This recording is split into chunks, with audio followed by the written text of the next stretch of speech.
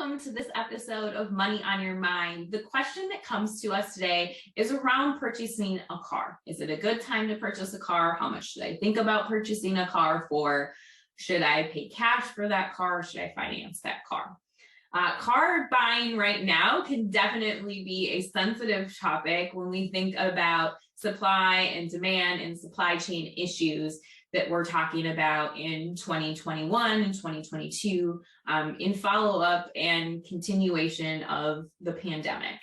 And what we're seeing is a lot of cars are needing to be purchased or wanting to be purchased, but aren't coming necessarily with all the bells and whistles that we're used to because microchips aren't available or different things like that.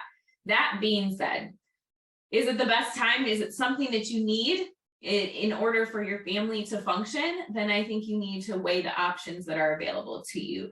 Do you want a new vehicle who is going to be reliable and maybe have warranties and things of that associated with it, a lower interest rate, potentially lower insurance rates? You have to look at all of those things that you want to look at with a new car purchase. That being said, also, when we think about an investment, cars aren't necessarily an investment for the long term, like your house or other aspects. Unless you're buying a collector's vehicle, that's a little bit different. But if you're buying an everyday vehicle, it's not something that actually really appreciates in value. It depreciates in value, and especially newer vehicles when you purchase them. So looking at new versus used. Again, you have to understand that from a personal standpoint. I will say, when you start to think about the pricing aspect of things, so separate from supply chain issues and things that are going on right now, think about, what does your cash flow look like? I say this a lot, but what can you afford?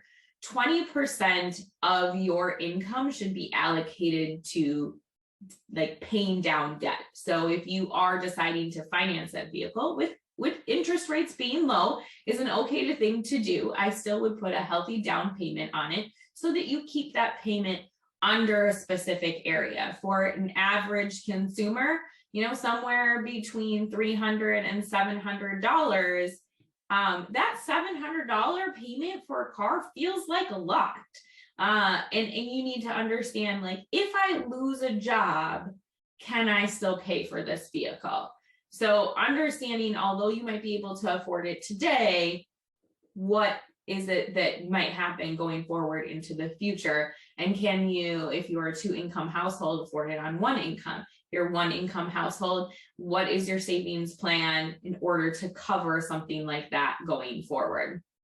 And then thinking about financing it versus paying cash for it. I go back to, interest rates are low right now. It's not half bad idea to consider them giving you money. But again, that's going to be dependent on your credit. So you want to have a good relationship with your credit, understand your credit score, what is your availability, what's your payment history, in order to get to a place where you can fit into a lower interest rate category. Otherwise, putting a small or medium-sized down payment and then aggressively paying it off.